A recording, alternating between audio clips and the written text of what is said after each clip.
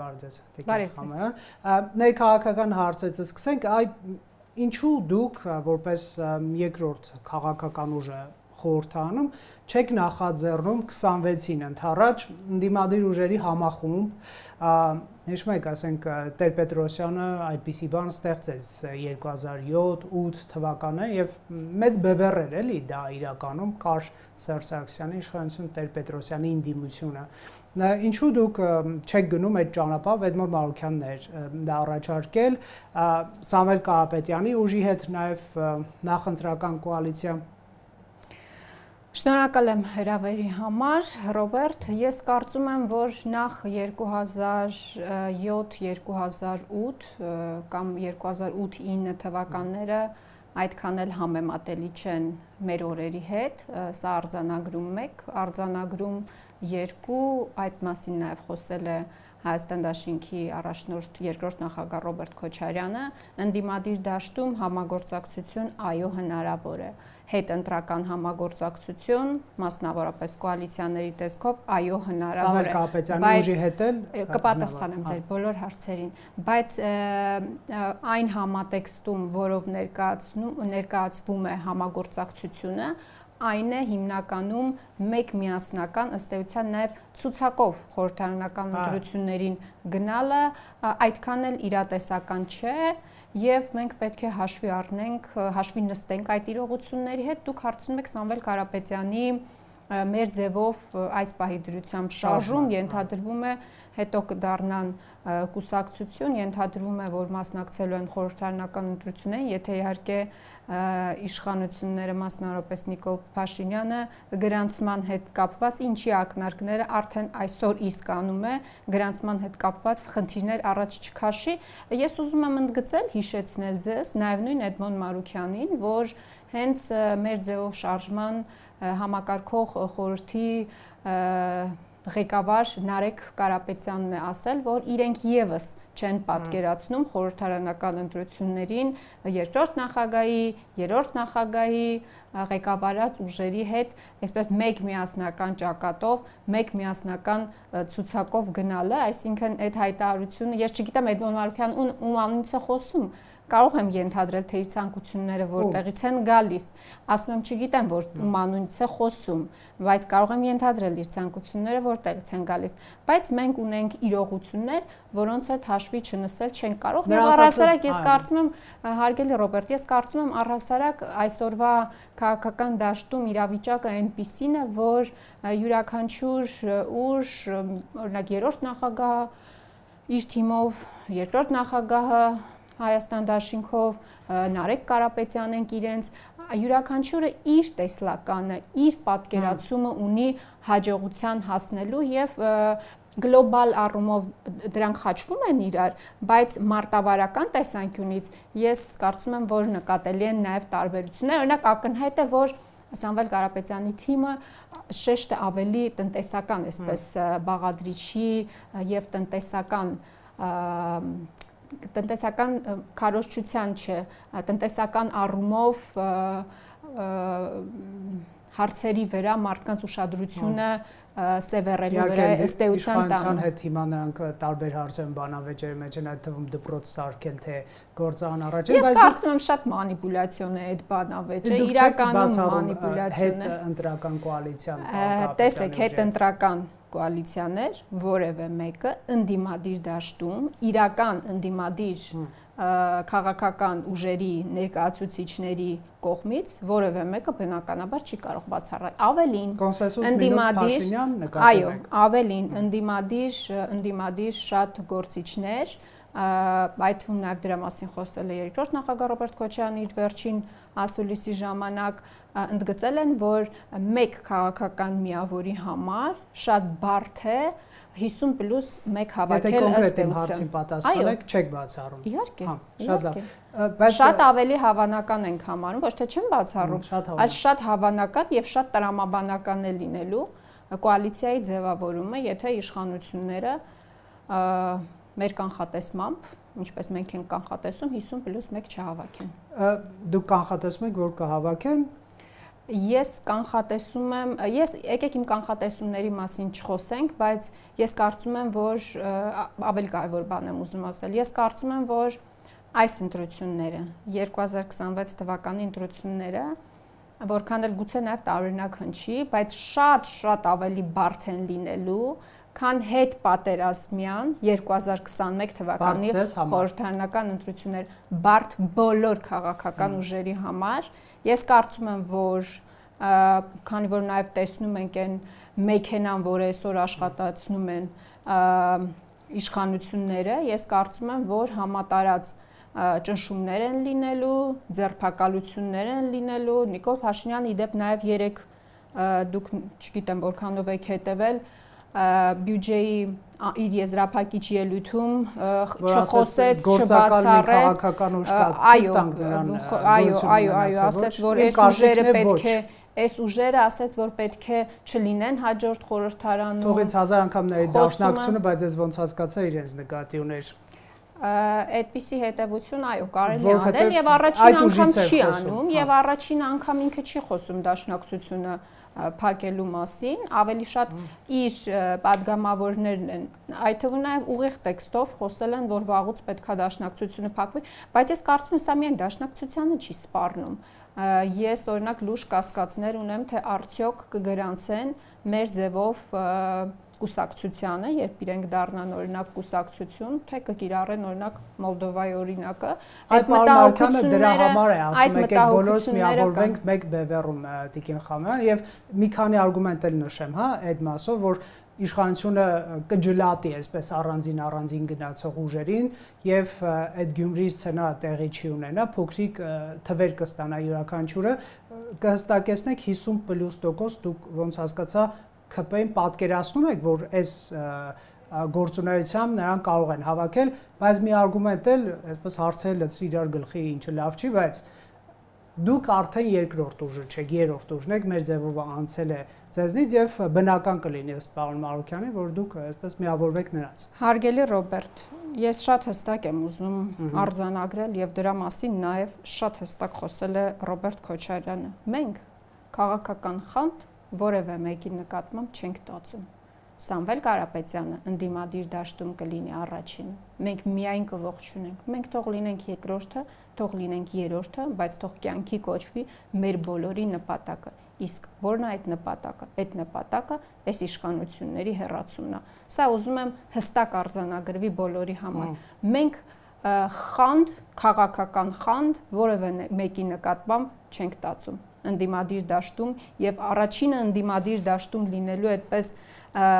երազանքը չի մեր երազանքը, որ կարողանանք ազատվել այս իշխանություններից։ Դրա ասած այն էր, որ ձեր ուժի աստեղային ժամը 21 թիվն էր եւ հիմա դա թող մեր աստեղային ժամը ավարտվի 26 թվականին, բայց նաեւ այս իշխանությունները չլինեն այլևս իշխանության եւ մենք թող լինենք հորիզոնականում 4-րդը կամ 5-րդը, բայց թող եթե գինը դա է, մենք միայն կարող ենք ծափահարել։ Այս մասով ինձ համար անհասկանալի է այդ անհասկացվածությունը, որ կա որոշ քաղաքական ընդդիմադիր դաշտի որոշ քաղաքական գործիչների մոտ, որովհետև եթե ընդդիմադիր պետքա падգամավոր լինենք եւ չհաջողվի իշխանությանը հեռացնել, ինչ տարբերություն ըստ էության մեծ հաշվով ինչ տարբերություն առաջինն էս լինելու թե երկրորդն էս լինելու, որովհետեւ մենք կարծում ենք, որ այս իշխանությունների, եթե այս իշխանությունները 26 թվականի ընտրություններին էլ կարողանան եւս մեկ անգամ ստանձնել իշխանությունը, շատ ավելի լուրջ խնդիրների առջև է կանգնելու մեր երկիրը, քան մենք կարող ենք պատկերացնել եւ ես ուզում եմ գծել, որ դուք իդեպ իշխանական падգամավորները շատ են ասում, չէ, ասում են գալիս բայրղուշություն եք անում, ասում եք վատ է, լավ չի, կործանվում ենք եւ այլն, բայց չէ, դրական բաները մենք նկատում ենք, կանդրադառնանք դրան, եթե ցանկանում եք։ Դրական բաները իհարկե նկատում ենք, բայց գլոբալ առումով այն բոլոր խնդիրները, այն բոլոր խնդիրների առջև, մարտահրավերների առջև, որ կանգնած է այսօր մեր երկիրը, թվացյալ դրանք կարող է լուծված լինեն, բայց ըստ էության գլոբալ առումով խորքային այդ խնդիրները չեն լուծվել։ Խաղաղության մասով էլ այդ հարցին էլ կպատասխանեմ, խաղաղության մասով էլ սա խաղաղություն չի, սա հրադադար է, սա զինադադար է, ըստ էության ինչ կուզեք անվանեք դա, եւ այդ նաիվությունը մենք չունենք կարծելու համար, որ առանց որևէ երաշխավորի հնարավոր է, որ Ադրբեջանը իր ստանձնած պարտավորությունները կատարի, դուք կարող ասեք, որ որ Պուտինը լիներ երաշխավոր, դուք ասեք դե լավ, ուրեմն վստահ կարող ենք լինել, որ այդ պայմանավորվածությունները ուժի կոչվեն, ոչ, թող Թրամփը լիներ, բայց լիներ երաշխավոր, ոչ թե ՎԿ 50+1-ի մասով։ Ես պատահական չընդգծեցի, որ 26 թվականի ընտրությունները լինելու են շատ ավելի բարդ, քան 21 թվականի ընտրությունները։ Ես կարող եմ ենթադրել, թե ինչեր կարող է անել այս իշխանությունը։ Այդ 50%-ը հավանական է, որ ԿՊ-ն հավաքի։ Եթե մենք նախ ինձ համար ակնհայտ է մի բան, Նիկոլ Փաշինյանը բոլոր սոցհարցումներով չունի 50+1 վարկանիշ։ Իր վարկանիշը մաքսիմում, եթե չեմ սխալվում, 12-13%-ի սահմաններում է։ Ավելի բարձր է Նիկոլ Փաշինյանը։ 14-ի սահմաններում է, եթե ամեն դեպքում բոլոր սոցհարցումներով, այդ թվում նաև իրենց պատվիրած սոցհարցումներով, իսկ ազգային անվտանգության ծառայությունը պարբերաբար, եթե չեմ սխալվում, անգամ ամիսը 1 թե 2 անգամ սոցհարցումներ է պատվիրում, այս հարցին շատ ուշադիր է Նիկոլ Փաշինյանը, առհասարակ հանրային տրամադրություններին ինքը շատ ուշադիր է եւ դրանցից նաեւ ազգային անվտանգության ծառայության հարցումները ոչ հասանելի չեն, բայց նաեւ Մարտունի կիսեն ձեզ այդ հարցումները, բայց նաեւ պրովոկացիոն հարցեր մի տվեք, բայց նաեւ ընդդիմությունն էլ է պատվիրում սոցհարցումներ, դրանք նաև հրապարակվում են, կան, եթե չեմ սխալվում, նաև չհրապարակված հարցումներ ոչ մեր կողմից, պարզապես որոշ դրվագներից ծանոթացել ենք մենք գործընկեր,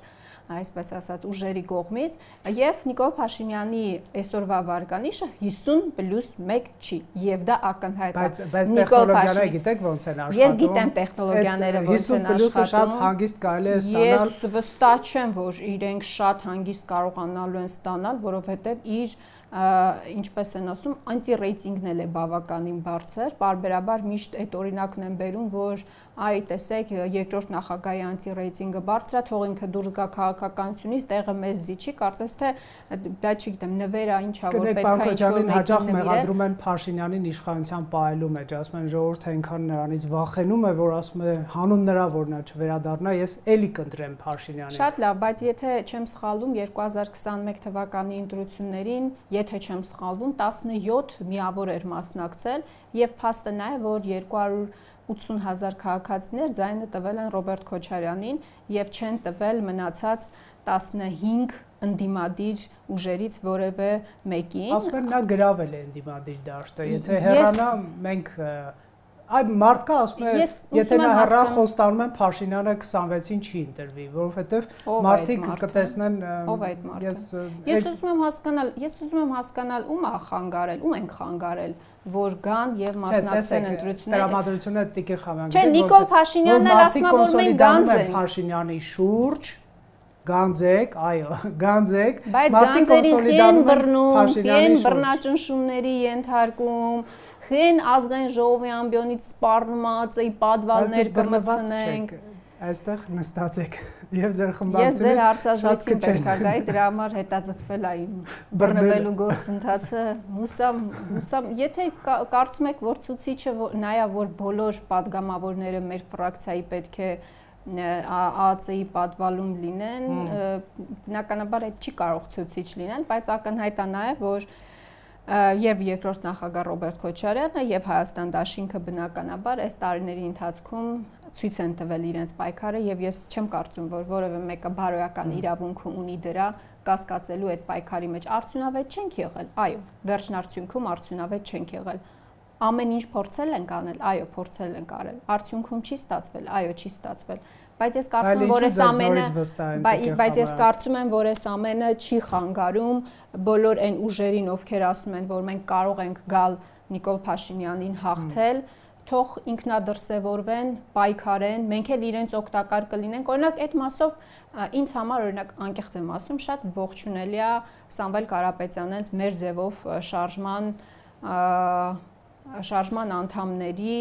հիմնական անդամների այսպես նաև հայտարարությունները, որոնք որևէ մեկը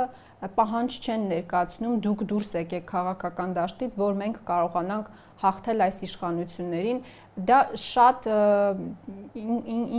անկեղծ ասած ինձ համար այսպես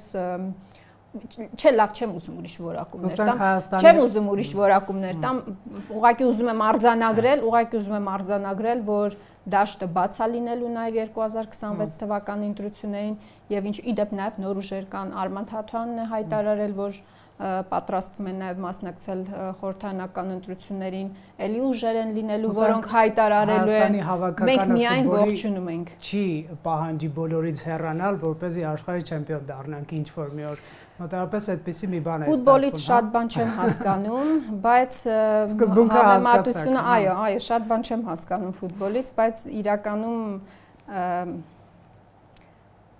լավ այսքանը։ Լավ, եկեք տեսեք, բայց միգուցե մարդիկ նաև լսում են ձեզ, լսում են Փաշինյանին եւ հոգուտ նրա են ընտրություն կատարում։ Այ հեղափոխություն չանելով օրինակ Արցախի կորստը շատ դաժան էր, բայց չեք կարծում նրան հաջողվել է հանրությանը համոզել, որ դուք եք մեղավոր Արցախի կորստի մեջ, Ռուսաստանը չի կատարել իր պարտականությունը, դուք եք մեղավոր, քանի որ հեղաշրջում արեցիք 10 օր առաջ, այո, եւ պարոն Քոչարյանը ասում էր հուսանք հաջորդ թիվ Հայաստանում կլինի,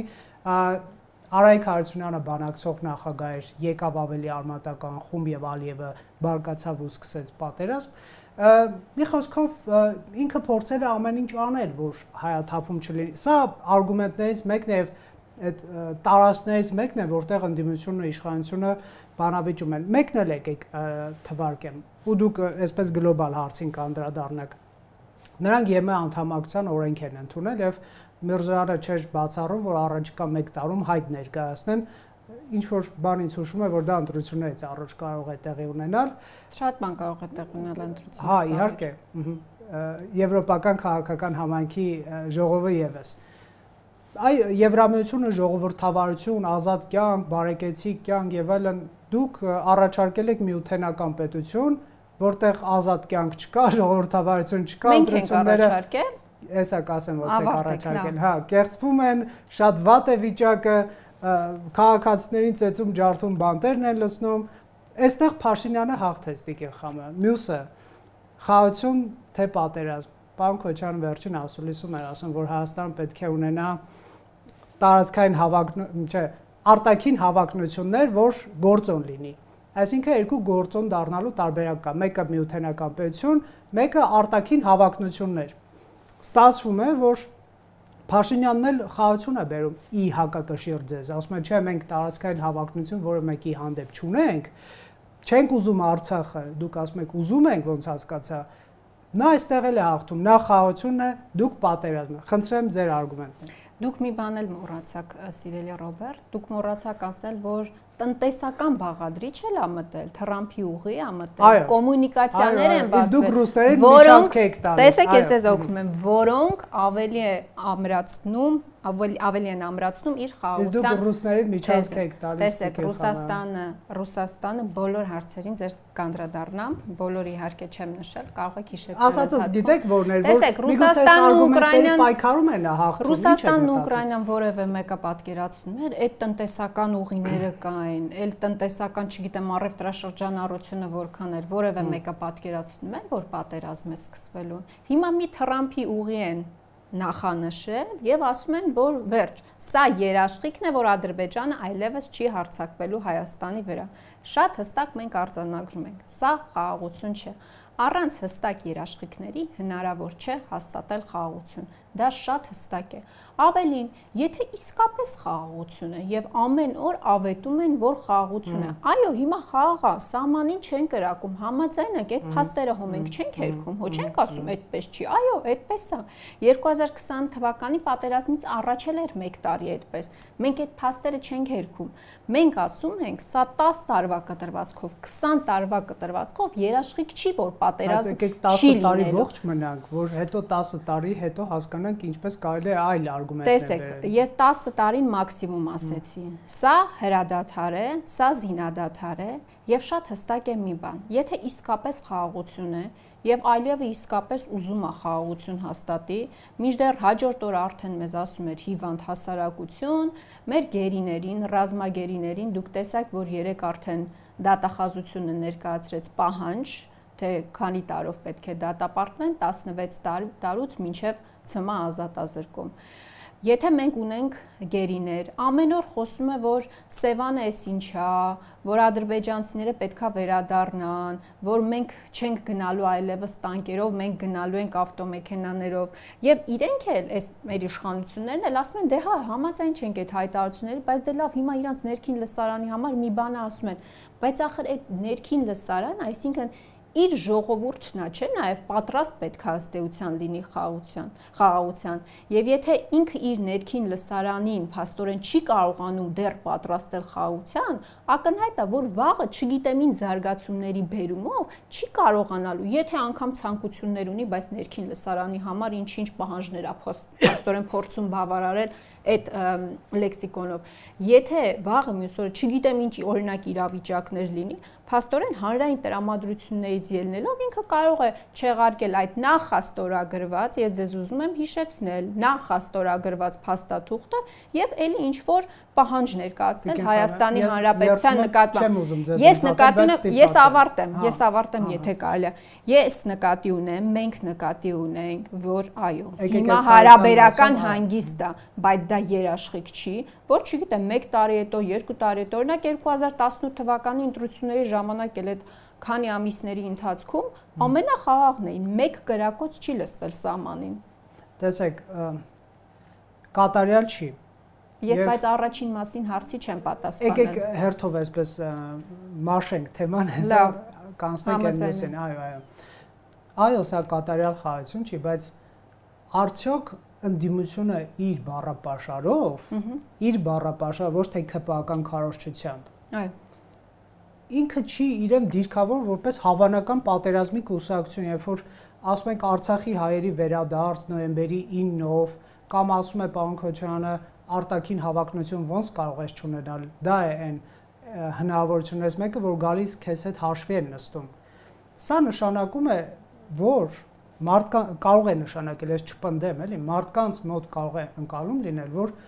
արտաքին հավակնություն դա պատերազմի մասն է, այսինքն եկուս դուք գաք իշխանության, դուք հավակնելու եք Արցախը հետ բերել։ Թե չէ պարոն Քոչարյան, ինչ նկատի ունի արտաքին հավակնություն ասելով։ Եթե մենք գանք իշխանության, ուզենք էլ չենք կարա պատերազմ անենք Ադրբեջանում։ Բայց ինչու ենք ասում արտաքին հավակնություն պետք է ունենանք դեպի։ Մենք անմեղսունակ ենք, այսինքն դուք կարծում եք, որ մենք անմեղսունակ ենք եւ գալու ենք իշխանության ու հաջորդ օրը պատերազմ ենք հայտարարելու Ադրբեջանին, կամ դուք կարծում եք մենք պատասխանեմ բոլոր հարցերին, կամ դուք կարծում եք, որ մենք այնքան նաիվ ենք, որ կարծենք, որ գալու ենք իշխանության ու հաջորդ օրը Արցախը հետ ենք բերելու։ Մենք նվազագույն նոյեմբերի 9-ը։ Այ դրանից ես հասկանում եմ ձեր հարցը։ Մենք խոսում ենք նվազագույն պահանջների կատարման մասին։ Մենք չենք խոսում Արցախը վերադարձնելու մասին։ Մենք չենք ասում մենք գալու ենք իշխանության հաջորդ օրը պատերազմ ենք հայտարարելու Ադրբեջանին։ Մենք ասում ենք, որ մենք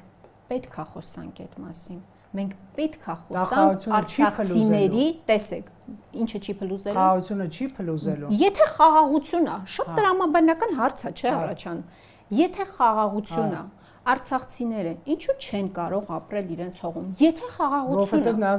եթե չկան տարածքային պահանջներ մեկը մյուսի նկատմամբ, եթե Ադրբեջանի եւ Հայաստանի միջև կկնքվեն հաստատվեն դիվանագիտական հարաբերություններ, չգիտեմ էլ ինչ փաստաթղթեր կկնքվեն, եթե իսկապես խաղաղություն է, հենց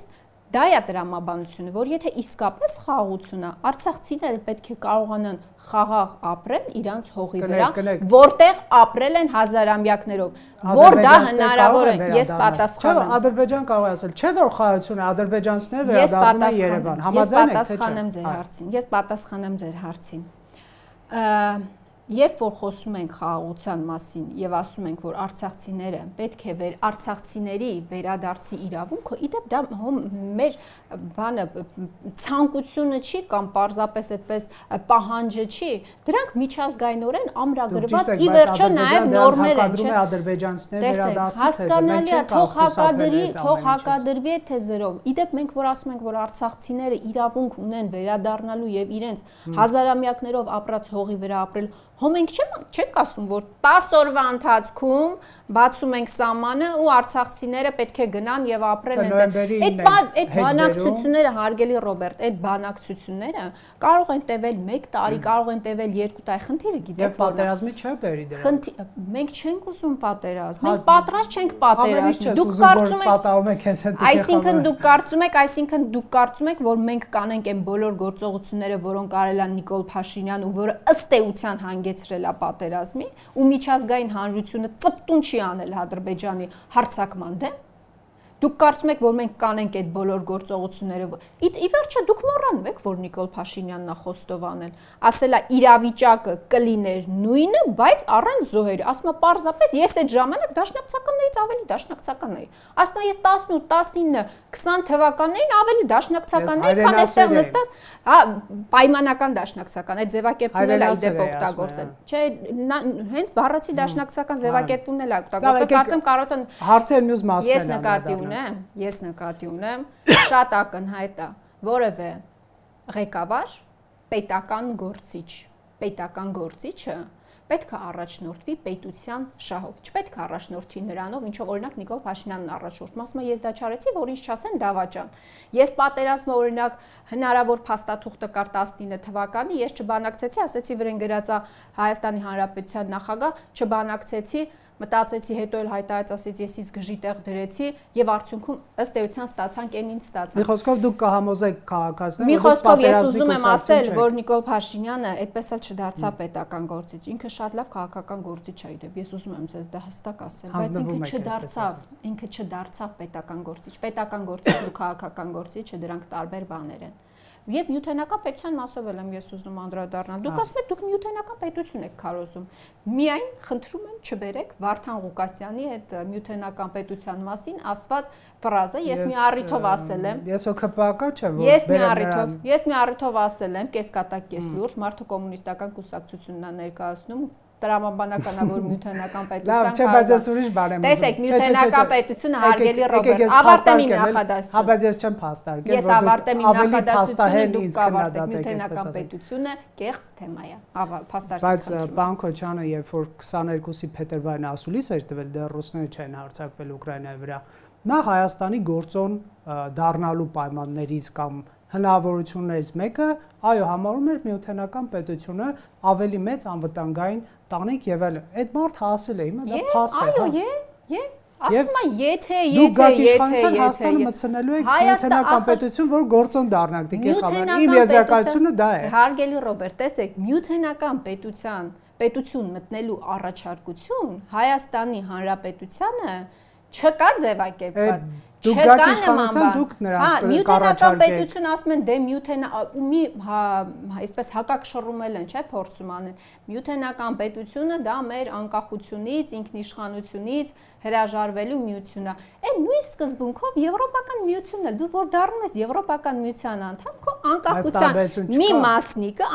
տեսեք, հիմա ինչ որ մարդկանց, եկեք որևէ մեկի ճաշակը այստեղ չքննարկենք։ Քաղաքական ճաշակը նկատի ունեմ։ Ինչ որ մարդիկ օրինակ կարող է իրանց պատկերացնում են նյութենական պետություն, ինչ որ մարդիկ կարող է պատկերացնում են Եվրամիությունում, բայց երբ որ ասում ենք, որ այս մի միավորը չի ենթադրում անկախության կորուստ, բայց այս մի միավորը այս նյութենական պետությունը ենթադրում է անկախության կորուստ, ախր այդպես չի։ ԵՄ-ի տարբերություն գիտեք որն է, բայց համաձայն եք, իմ հարգելի Ռոբերտ, համաձայն եք, որ Երկիրը, որը դառնում է միութենական պետություն, ոչ, երկիրը, դուք համաձայն եք, որ երկիրը, որը դառնում է միութենական պետության անդամ, իր անկախության մի մասնիկը դնում է այդ սկուտեղի վրա, գիտեք։ Եկեք տարբերությունը ասեմ, չէ, բայց ես տարբերությունը ասեմ, դուք կհասկանաք, համաձայն եք թե չէ։ Բայց համաձայն եք։ Ես տարբերությունն ասեմ, դուք կհասկանաք։ Տարբերությունն էլ ասեք, բայց այդպես է, չէ։ Ասեմ, իվարկե։ Միութենական պետությունում իհարկե զոհաբերում են Հայաստանի անկախությունը, եթե մտցնում են այնտեղ, հուսանք ձեր քաղաքական ուժերը կհրաժարվի այդ օրակարգից։ Մենք չունենք այդպիսի օրակարգ, Ռոբերտ Քոչարյանը ասել է 22-ի փետրվարի, եթե մարդը այդ ժամանակ ընդունելի է համարել։ Ռոբերտ Քոչարյանը պետական գործիչ է եւ քննարկում է բոլոր այն տարբերակները, որոնք Հայաստանի Հանրապետության համար կարող են օգտակար լինել։ Երբ որ Ռոբերտ Քոչարյանը լինի իշխանության եւ միութենական պետություն մտնելու առաջարկություն ներկայացվի Հայաստանի Հանրապետությանը, բնականաբար այդ տարբերակն էլա քննարկվելու եւ ելնելու ենք նրանից, որը Հայաստանի Հանրապետության իշա Հայաստանի Հանրապետության։ Ես ձեզ վստահեցնում եմ, որ դուք շատ սխալ պատկերացումներ ունեք մեր ուժի եւ մասնավորապես Ռոբերտ Քոչարյանի հայտարարություններից եմ դատում պետական գործիչ լինելու Ես մեծ սիրով հարցազրույց կանեի պարոն Քոչարյանից, եթե նա ցանկանա եւ իրենից այս հարցերի պատասխաններ կստանայի, բայց ԵՄ-ում կա 27 կոմիսար, որը նշանակում է յուրաքանչյուր պետության կողմից, այսինքն յուրաքանչյուր պետություն ինչ որ մի անկյունում ղեկավար է այդ միությունում, հա, ինքը որոշումներ կայացնողն է, այսինքն այո, բայց ինչ որ մի անկյունում ղեկավար չի եւ իր անկախությունը զիջում է։ Կա մի հոգի, որին հակադրվելը շատ վատ բան է նշանակում եւ այն պետությունը Բելարուսը իր տարածքը տվել է, որ Ուկրաինայի վրա հարձակվեն, այդ մարդը չի կարողացել հակադրվել Վլադիմիր Պուտինի։ Ես չեմ առաջարկում դուք նրան պաշտպանեք, բայց հեչ համեմատելի չեն, էլի որոշումների կայացում։ Եթե դուք կարծում եք, որ ինքնիշխանության որոշակի նվազեցում է, բայց այնտեղ դու նաև որոշում ես կայացում, այստեղ չես կարողանալ ոչ մի որոշում կայացնել։ Ես մի բան ասեմ, բայց մեր տրամադրությունը շատ է անգնելու, տոնն էլ փչացնելու, ինչպես ասում ես պատրաստ եմ դրան։ Մեզ ոչ միութենական պետություն մտնելու առաջարկություն կա, ոչ էլ Եվրոպական միություն մտնելու առաջարկություն կա։ Եկեք հանգիստ քննարկենք մեր հարցերը, թե ոնց Հայաստանի Հանրապետությունը պահենք հետ այդ առաջիկա դժվարություններից, բարդություններից մեր անվտանգային միջավայրը կարողանանք պահել եւ առհասարակ եկեք խոսենք Հայաստանի Հանրապետության մասին։ Նորից եմ ասում, Հայաստանի Հանրապետության հարգելի Ռոբերտ, ես ձեզ վստահեցնում եմ, ոչ միութենական պետությունում են սպասում, ոչ էլ Եվրոպական միությունում են սպասում։ Եթե դուք գաք իշխանության առաջարկ չեք անի միութենական պետություն։ Այսինքն մենք ինչի պետք է առաջարկ անենք միութենական պետություն մտնելու։ Իսկ եթե նրանք անեն այդ առաջարկը, արդեն ասեցիք, որ կքննարկեք, հասկացա։ Մենք բոլոր տարբերակները հասկացա։ Կայթուն նաև միութենական պետություն մտնելու Եվրոպական միություն մտնելու հեռանկար։ Այսինքն, գիտեք, հիմա մենք բայց այդ ճաշակը ԵՄ-ի դեմ է, ոնց հասկանում եմ, հաստատ կմերժեք նրանց առաջարկը։ Չի կարող իմ ճաշակը լինել Եվրամիության դեմ կամ միութենական պետության կողմ։ Ես շատ սիրում եմ եվրոպական երկրները, շատ սիրում եմ ճանապարհորդել եվրոպական երկրները։ Ես շատ տեսնում եմ այնտեղ, շատ լավ բաներ եմ տեսնում, վատ բաներ եմ այնտեղ տեսնում, միութենական պետությունում էլ կան ինչ-որ լավ բաներ, կան վատ բաներ։ Այ դուք կուզենայիք ընդդիմություն լինեք միութենական պետություն Հայաստանում։ Փաշինյանը վարչապետ էլի միութենական պետությունում։ Դուք կարծում եք, որ Նիկոլ Փաշինյանի իշխանության օրոք լինել ընդդիմությունը, դուք կարծում եք հիմա փաստորեն ավելի ազատ եւ անկախ պայմաններ են, քան օրինակ Բելարուսում կամ Ադրբեջանում։ Օրինակ, ասեմ, չէ, դուք հարց եք տալիս, թույլ չեք։ Ես մի հատ օրինակ եմ ուզում ասել։ Այսօրվա Հայաստանում ընդդիմությունը ունի առնվազն 2 հեռուստաալիք, հանրային մուլտիպլեքսում Բելարուսում եւ Ռուսաստանում չկա այդպիսի բան։ Այսօրվա իշխանությունների օրոք 2 հեռուստաընկերություն է փակվել, Շողակաթը եւ Երկիր մեծան եւ Բելարուսի հետ ենք հիմա հավեմատվում։ Ուզում եմ ասել, ձեր վիճակը հիմա ավելի լավն է, տիկի խաղը։ Նիկոլ Փաշինյանը, չէ, լավը չի։ Եկեք չմտնենք միութենական պետություն, որ ձեր վիճակը չվատանա, տիկի խամը։ 20 տարի երեսով էին տալիս, ասում են Ռոբերտ Քոչարյանը OMEC+-ը փակել է։ Նիկոլ Փաշինյանը փակել է Երկիր մեդիա հեռուստաընկերությունը, փակել է Շողակաթը, ավելին հարգելի Ռոբերտ, այսօր առավոտյան տեսա, որ Ազգային անվտանգության ծառայության աշխատակիցները խոզարկություն են իրականացրել հայտնի խմբագրությունում եւ արգրավել են, ըստ մեր կամերան հիմա որ նկարում է շտատիվները։ Մեր են հեռուստադիտողի համար, ով չգիտի շտատիվը ինչ է, դա այն սարքավորումն է, որի վրա ամրացնում են տեսախցիկը նկարահանելու համար։ Չգիտեմ, որ մեդիայի մասն է, բայց դատապարտում են բոլոր մեդիաների դեմ։ Ես կարող եմ բազմաթիվ օրինակներ բերել, որ դուք տեսնեք, որ Նիկոլ Փաշինյանը իրականում այն պուպուշ ժողովրդավար, այն սրտիկ անող, չեմ էլ կարողանում այդ սրտիկները անել, մի քանի անգամ փորձել եմ։ Այսպես է, այս շատ վտանգավոր է այդ։ Այս սրտիկ անող վարչապետը չի իրականում։ Ուզում եմ ասել, ձեզ համար ավելի լավ է ընդդիմություն լինեք այս Հայաստանում, քան միութենական պետության Տիկին Խամարը։ Ինձ համար ավելի լավ է ցանկացած կարգավիճակով, ցանկացած իրավիճակում լինել իմ երկրում եւ պայքարել իմ երկրի համար։ Միութենական պետություն, եվրոպական միություն, չգիտեմ ինչ միություն, որը կարող է օրինակ ապագայում ստեղծվել, չենք բացառում, չէ, ինչ որ նոր ինչ որ միությունների օրինակ ստեղծումը, մի 10 տարի հետո կարող է, չգիտեմ, կամ 5 տարի հետո կարող է